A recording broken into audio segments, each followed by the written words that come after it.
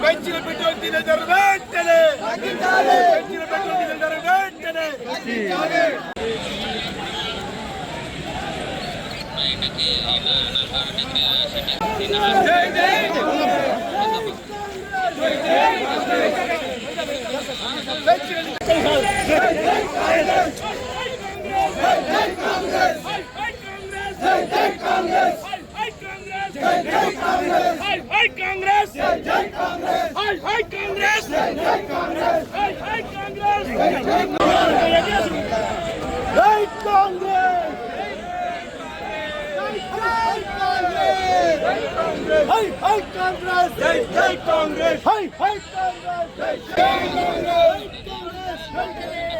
పెంచిన petrol diesel ధర వెంటనే పెంచిన పెట్రోల్ ధర వెంటనే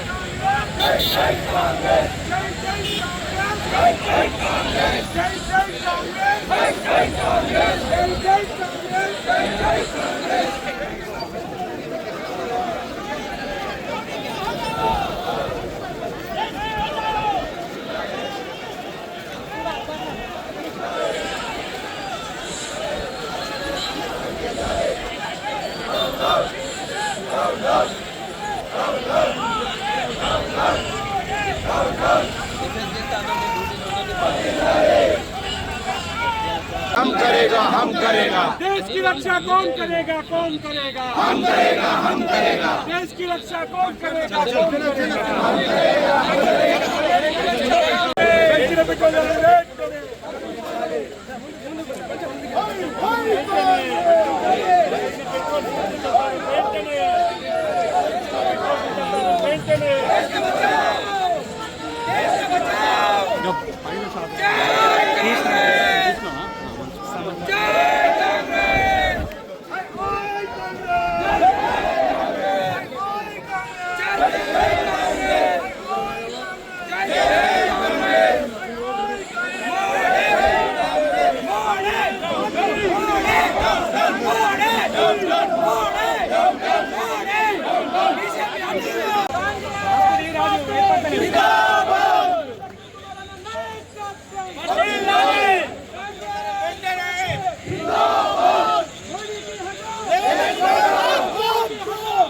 సమన్వయం పాటించుకుంటున్నాం. ఈనాటి జగిత్యాల జిల్లా కాంగ్రెస్ పార్టీ ఆధ్వర్యంలో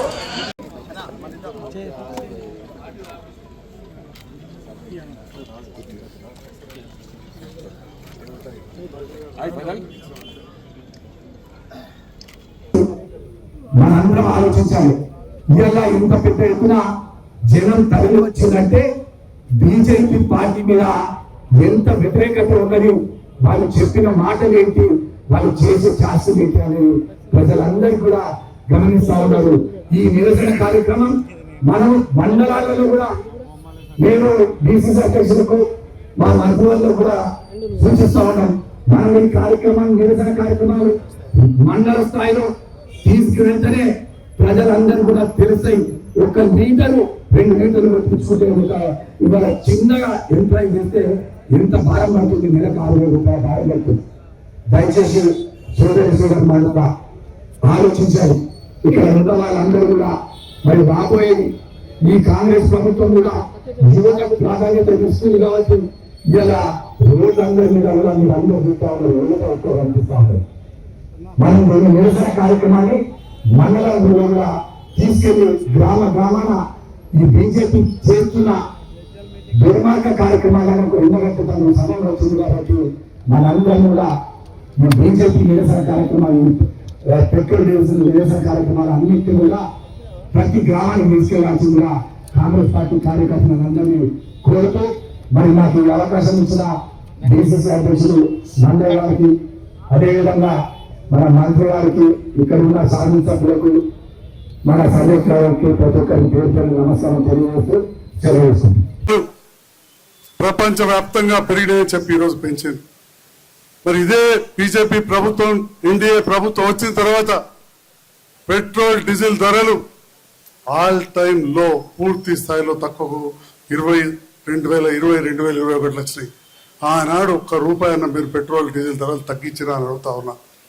మరి అదే విధంగా రూపాయి విలువ ఎంత పతనమవుతుంది ఆలోచన చేయండి. మన ప్రాంతం నుంచి అమెరికా, సింగపూర్ నుండి పెడితే ప్రతి దేశంలో ఉంటారు. ఇలా రూపాయి విలువ ఎంత తగ్గిపోయింది. మరి రూపాయి విలువ తగ్గిపోతే మరి దేశ విలువ తగ్గినట్టు కాదా అని చెప్పి అడుగుతా ఉన్నా. మతం ప్రాతిపదిక మీద మాట్లాడతారు. మరి ఇప్పుడే మాట్లాడారు మా సోదరి. మరి మతం ప్రాతిపదిక ఇక్కడ మాట్లాడతారు. డీజిల్, పెట్రోల్, గ్యాస్ కావాలని చెప్పి యూరోప్, అరేబియన్ కంట్రీలకు పోయేస్తారు. ఈ రకమైన ద్వంద్వ వైఖరి ఏంటిదని అడుగుతా ఉన్నాం. మళ్ళీ మాట్లాడితే డబుల్ ఇంజన్ సర్కార్ వస్తే రాష్ట్రాలు బాగుపడతాయంటారు. పక్కనే ఆంధ్రప్రదేశ్ లో డబుల్ ఇంజన్ సర్కార్ ఉంది, ఎన్డీఏ ప్రభుత్వం ఉంది, బీజేపీ మంత్రులు ఉన్నారు ఆంధ్రప్రదేశ్ లో, తెలుగుదేశం పార్లమెంట్ సభ్యులు కేంద్రంలో కేంద్ర మంత్రులుగా ఉన్నారు. ఆంధ్రప్రదేశ్ లో మక్కలు ఎందుకు కొనుగోలు చేయట్లేదని నేను అడుగుతా ఉన్నా. అక్కడి రైతన్నలు 1700 అమ్ముకుంటే ఇక్కడ రేవంత్ రెడ్డి గారి నేతృత్వంలోని ప్రభుత్వం, కాంగ్రెస్ ప్రభుత్వం కేంద్రం ప్రకటించిన 2400 రూపాయలకు ఒక్క జగిత్యాల జిల్లాలో 86 కోట్ల రూపాయల మక్కలు ఇప్పటికే కొనడం జరిగింది. ఒక్క రాయకల్ మార్కెట్ కు 1,08,000 సంచులు మనం పంపినామని చెప్పి ఈ సందర్భంగా తెలియజేస్తా ఉన్నాం. ఇవాళ ఆంధ్రప్రదేశ్, తెలంగాణ రాష్ట్రంలో జగిత్యాల నంబర్ 1 ఉంది. జగిత్యాల జిల్లాలో మరి ఇప్పటి వరకే 3 లక్షల పైన వరిధాన్యం కొన్నాం. గౌరవ మంత్రి వర్యులు చాలా సార్లు కూడా రివ్యూ చేసి చేస్తే తెలుస్తుంది ఏంటంటే గత 3 పంటల నుంచి ఏదైతే దొడ్డు బియ్యం తీసుకెళ్లాలో కేంద్ర ప్రభుత్వం ఇక్కడి నుంచి ఒక్క సంచి కూడా తీసుకోకపోవడం, ముఖ్యంగా గత 6 నెలలైతే పూర్తిగా తీసుకెళ్లలేదు. దానివల్ల ప్రతి రైస్ మిల్, ప్రతి గోదాం నిండు. మరి ఫుడ్ కార్పొరేషన్ ఆఫ్ ఇండియా బాధ్యత కాదా అని నేను అడుగుతా ఉన్నా. 2,389 రూపాయలని చెప్పి మద్దతు ధర ప్రకటించిన కేంద్ర ప్రభుత్వం మరి ఆ 2,389కి 22,000 కోట్లు ఖర్చు పెట్టి తెలంగాణ రాష్ట్ర సివిల్ సప్లై కార్పొరేషన్ ముఖ్యమంత్రి గారి నేతృత్వంలో, సివిల్ సప్లై మంత్రి గారి నేతృత్వంలో కొంటా ఉంటే మరి ఆ బియ్యం తీసుకోవాల్సిన బాధ్యత ఫుడ్ కార్పొరేషన్ ఆఫ్ ఇండియాకు లేదా అని అడుగుతా ఉన్నాం. ఇవాళ దాదాపు 1,41,00,000 మెట్రిక్ టన్నుల వరిధాన్యం పడితే 52 లక్షల మెట్రిక్ టన్నులు మాత్రమే గత సంవత్సరం తీసుకోవడం జరిగింది. అంటే మీరు ఒక్క వంతు తీసుకుంటే 2 వంతులు రాష్ట్ర ప్రభుత్వం తీసుకుంటున్న విషయాన్ని ఈ సందర్భంలో గుర్తు చేస్తున్నాం. మక్కల విషయంలో అయితే ఒక్క సంచి కూడా ఇవాళ కేంద్ర ప్రభుత్వం కొట్టలేదు. మార్కెట్ ఇంటర్వెన్షన్ స్కీమ్ అంటారు, మద్దతు ధర ప్రకటిస్తారు, మక్కలు కొనరు, జొన్నలు కొనరు. ఇవాళ దాదాపు 5,000 కోట్ల పైన ఇవాళ రాష్ట్ర ప్రభుత్వం రైతన్నలకు ఇచ్చి ఆదుకుంటా ఉన్నది. పెద్ద ఎత్తున పంట వచ్చింది. ఆ పంటకు అనుగుణంగా ఇవాళ గండి బ్యాగ్స్ ఇస్తుంటే ఇక్కడ స్థానిక నాయకులు, గతంలో కేటీఆర్ గారిని అనరాని మాటలన్న నాయకుడు, కేటీఆర్ ను లోఫర్ అన్న నాయకుడు, టిఆర్ఎస్ పార్టీ లోఫర్ పార్టీ అన్న నాయకుడు, కేసీఆర్ ను అనని మాట అనే నాయకుడు ఇవాళ వాళ్ళే గొప్ప అయిపోయినరు. అదే దేవుడు అయిపోయిండు. సంతోషకరమైన దినం. ఎందుకంటే లోఫర్ అన్నందుకు కావచ్చు, ఆ లోఫర్ పార్టీలో పోతున్నాం కావచ్చు. నాకు ఇది హ్యాపీయెస్ట్ డే అన్నారు. దేవుడు పంపించారు అక్కడికి, ఆ దేవాలయం వారికి. అక్కడికి పోయి ఇవాళ రేవంత్ రెడ్డి గారిని RR ట్యాక్స్ అని మాట్లాడుతున్నాం. మరి అంతకుముందు మీరే కదా కేసీఆర్ ట్యాక్స్, కేటీఆర్ ట్యాక్స్ దోచుకుంటున్నారని మాట్లాడిన వారు ఇవాళ వారి దేవుడు ఆ దేవాలయంలోకి నిన్న మాట్లాడిన మాటలు వింటే ఇక్కడ ప్రజలకు నవ్వాలా ఏడవాలా అర్థం కాని పరిస్థితి ఉంది. వయసులో పెద్దవాడు కాబట్టి ఆయన ఏమంటలేరు, కానీ చిన్నవాడైతే మాత్రం రాళ్ళేసుకోకూడదని చెప్పి సందర్భంగా తెలియజేస్తున్నాం. ఇక వాళ్ళు ఇప్పుడు పోయిన నీతులు చెప్తారు. వాళ్ళు ఏం చేసిరో మీకు అదే చెప్తున్నా. కొంతవరకు మరి నా అటువంటి పరిస్థితి వచ్చింది.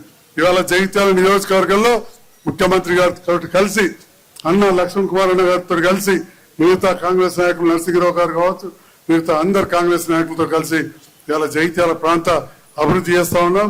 నిరంతరం ప్రజల మధ్యలో ఉంటున్నాం. ప్రతి సెంటర్ కూడా మేము తిరిగినాం. జగిత్యాల మార్కెట్ నేను, మంత్రి గారు, మా చైర్మన్ గారు, మార్కెట్ చైర్మన్ నారాయణ రెడ్డి, నందన్న అందరం వెళ్ళి మక్కలు చూసాం. పక్కనే ఒక కూరగాయల మార్కెట్ కనబడ్డది. మేము వెంటనే అన్నాం, అరే కొన్ని వాళ్ళకి తరలించురయ్యా అని చెప్పిన తర్వాత అధికారులు వెంటనే ఎదురు మాట్లాడలేరు. తర్వాత నాకు ఫోన్ చేసి చెప్పింది, సార్ అది ఓపెన్ ఉన్నది సార్, దాన్ని మనం క్లోజ్ చేయలేము, మక్కలు పాడైతాయి, మన మార్కెట్ ఒప్పుకోదన్నారు. అది ఫోటోలు పెట్టుకుంటా పాపకు చెప్తారు, ఇల్లు ఎందుకు పెడతలేరు, ఇల్లు ఎందుకు పెడతలేరు అని. మరి విధి విధానాలు కూడా మర్చిపోయి మాట్లాడితే ఇక్కడ నాయకులు మాట్లాడేది, వారంటే సీనియర్ నాయకుడు అయ్యాడు, పెద్ద మనిషి అయ్యాడు, జర ఏజ్ ఎక్కువ వచ్చింది అంటే కొరుట్ల నాయకులు కూడా గదే మాట్లాడుతున్నారు. నిన్న అక్కడ కొరుట్ల సీనియర్ టీఆర్ఎస్ నాయకులు వాళ్ళ ఫేస్బుక్లలో గదే పెట్టారు. ఇక్కడ దాంట్లో ఏదో సిమెంట్ సంచులు ఉన్నాయి, అంతా ఓపెన్ ఉన్నది, రంధ్రాలు ఉన్నాయి. కొరుట్ల మార్కెట్ లో కూడా వెజ్ నాన్ వెజ్ మార్కెట్ ఉంటుంది, అలా మక్కలు పెడతారా అన్నా? అది ఎవరైనా పెట్టొచ్చా? ఇవాళ లక్ష్మీపూర్ గోదాం తీసుకున్న మక్కల కోసం గోదాం తీసుకుంటే అది మొత్తం శుభ్రం చేసి అందులో మందు చల్లి నీళ్లు ఒకటి వేసి మక్కలు పెడుతున్నాం ఇవాళ. అంటే ఒక్కొక్క గోదాంను ఎత్తుక్కుంటూ మక్కలు కావచ్చు, బట్టలు కావచ్చు, ఇక్కడి నుంచి సిరిసిల్ల తీసుకుపోవడానికి కూడా మా గౌరవ మంత్రివర్యులు ఆదిశీనన్న ఎండి తోటి నిన్ననైతే నేను టెలికాన్ఫరెన్స్ లో చూస్తాను, వీడియో కాన్ఫరెన్స్ లో అక్కడ చీఫ్ సెక్రటరీ తో కూడా మాట్లాడుతున్నారు. అక్కడ సిరిసిల్లలో గోదాములు ఉన్నాయి, వేర్ హౌసింగ్ కార్పొరేషన్ లో కొంత దించుకోవడంలో ఇబ్బంది చేస్తున్నారు, మన వాటిని అక్కడ దించాలని చెప్పి నిరంతరం ఒక్కరికొకరు సమన్వయం చేసుకుంటా ఉన్నాం గౌరవ మంత్రి గారి నేతృత్వంలో. మరి ఈ రోజు ఈ నిరసన కార్యక్రమానికి వేలాదిగా తరలి వచ్చిన నాయకులందరూ కూడా అనేక సంక్షేమ కార్యక్రమాలు ఈ రాష్ట్రంలో అమలు చేస్తున్న గౌరవ ముఖ్యమంత్రి నేతృత్వంలో బట్ట ఈ రోజు బీజేపీ టీఆర్ఎస్ రెండు దొండుతుండే, నువ్వు కొట్టినట్టు చేయాలంటే నువ్వు ఏడ్చినట్టు చేస్తా అంటారు. మళ్ళీ ఒక నాయకుడు అంటాడు, మొన్నటి వరకు కాంగ్రెస్ పార్టీ నాయకుడు ఆర్ఆర్ ట్యాక్సీ అంటాడు. నిజంగా మాకు బాధ అనిపిస్తుంది. ఒక 2 రోజుల కింద వరకు, 2 నెలల కింద వరకు ఆ ఆర్ఆర్ ట్యాక్సీ నాయకత్వంలో కాంగ్రెస్ పార్టీ అధికారంలోకి వచ్చింది. నోరు దగ్గర పెట్టుకోవాలి. ఆ ఆర్ఆర్ ట్యాక్సీ కష్టంతో ఈ రాష్ట్రంలో అధికారం వచ్చింది. రేవంత్ రెడ్డి గారి కష్టంతో ఈ రాష్ట్రం అధికారంలోకి వచ్చింది. మర్చిపోవద్దు, రాహుల్ గాంధీకి మాట్లాడేటప్పుడు కానీ, రేవంత్ రెడ్డి గారు మాట్లాడేటప్పుడు కానీ వెనుక ఉదురు చూసుకోవాలి. ఆ రోజు 3వసారి ముచ్చటగా మేము అధికారంలోకి వస్తాం, మమ్మల్ని తట్టుకోవడం ఎవరు లేరని బీఆర్ఎస్ పార్టీ అన్నది. ఈ Narendra Modi party, BJP party address లేదు. ఒక్కడు హీరో రేవంత్ రెడ్డి గారు, ఒక్క హీరో రేవంత్ రెడ్డి గారు. భుజాన కాంగ్రెస్ పార్టీ జెండా పట్టుకొని గ్రామాల కాంగ్రెస్ పార్టీ కార్యకర్తలు మొబైల్ కలిసికట్టుగా పాదయాత్ర చేసి 118 సెగ్మెంట్ లో కూడా కాంగ్రెస్ పార్టీ కార్యకర్తలు ప్రజల పక్షాన బీఆర్ఎస్ పార్టీ కేసీఆర్ యొక్క నిరంకుశ పాలనకు వ్యతిరేకంగా పోరాటం చేసి ఈ రాష్ట్రాన్ని ఆర్ఆర్ కాదు రేవంత్ రెడ్డి, రాహుల్ గాంధీ రాష్ట్రంలో కాంగ్రెస్ పార్టీకి అధికారం తీసుకొచ్చిన మొబైల్ ఎవరైనా ఉన్నారంటే అది రాహుల్ గాంధీ, రేవంత్ రెడ్డి అని చెప్తున్నా. వర్ధిల్లాలి. ఏ రోజు కూడా మన తెలంగాణ రాష్ట్రానికి రావాల్సినటువంటి గౌరవ ప్రజాపాలన ఇంద్రమ్మ రాజ్యంలో పడ్డ గౌరవ ముఖ్యమంత్రి గారు మన రాష్ట్ర ప్రభుత్వం ద్వారా చెల్లించిన పన్నుల చెల్లించిన డబ్బులు దామాషా ప్రకారం ఏదైతే ఆంధ్ర రాష్ట్రానికి ఇస్తున్నటువంటి ఏదైతే డబ్బులలో మన తెలంగాణ రాష్ట్రానికి ఇవ్వాల్సిన బాధ్యత మోడీపై ఉన్నది, కేంద్రంలో భారతీయ జనతా పార్టీ కేంద్ర మంత్రులపై ఉన్నది, ఎంపీ అరవింద్ పై ఉన్నది.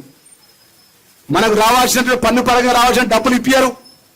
మన రైతులను ఆదుకోరు, నిరుద్యోగులను ఆదుకోరు, మహిళలను ఆదుకోరు. అదేవిధంగా దేశంలో ఉన్నటువంటి అత్యంత పేదలకు సంబంధించిన జాతీయ ఉపాధి హామీ పథకాన్ని నీరుగార్చి పేరు మార్చి పేదలకు అందకుండా జాతీయ ఉపాధి హామీ పథకాన్ని రద్దు చేయాలని కుట్ర చేస్తున్నారు. ఏదేమైనా ఇవాళ గౌరవ ముఖ్యమంత్రి రేవంత్ రెడ్డి గారి నేతృత్వంలో గౌరవ జిల్లా రాష్ట్ర కాంగ్రెస్ పార్టీ అధ్యక్షుడు మహేష్ కుమార్ గౌడ్ నేతృత్వంలో గౌరవ అఖిల భారత కాంగ్రెస్ పార్టీ అధ్యక్షుడు మల్లికార్జున ఖార్గే గారు, రాహుల్ గాంధీ గారు, సోనియా గాంధీ గారి నేతృత్వంలో ప్రజల పక్షాన కాంగ్రెస్ పార్టీ అండగా ఉంటది. ఈ జగిత్యాల జిల్లా కాంగ్రెస్ పార్టీ అధ్యయనంలో ఏదైతే పెంచిన డీజిల్ పెట్రోల్ ధరలకు నిరసనగా మరి పెద్ద ఎత్తున ఇంత ఎండల నిరసన కార్యక్రమం చేపట్టినాము. ఈ డీజిల్ పెట్రోల్ ధరలు పెంచేంత వరకు మా నిరసన వరి ధాన్యాలు కష్టపడి పంట పండించిన వరి ధాన్యాన్ని తక్షణమే గోడాం నుంచి ఖాళీ చేయాలని చెప్పేసి మేము చెప్తూ ఇప్పటికైనా కేంద్రంలో ఉన్న రాష్ట్రంలో ఉన్న కేంద్రంలో ఉన్న భారతీయ జనతా పార్టీ కానీ రాష్ట్రంలో ఉన్నటువంటి టిఆర్ఎస్ పార్టీ కానీ మేము ఒక మాట్లాడుతున్నాం కేటీఆర్ను,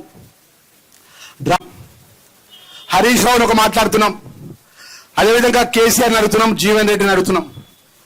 అయ్యా ఎందుకు నరేంద్ర మోడీ మీద మాట్లాడతలేరు? నరేంద్ర మోడీ మీద మీరు ఎందుకు మాట్లాడతలేరు? ఎందుకు పెద్ద ఎత్తున జాతీయ ఉపాధి హామీ పథకం రద్దుపరిచే విషయంలో కూడా ఎందుకు మాట్లాడలే?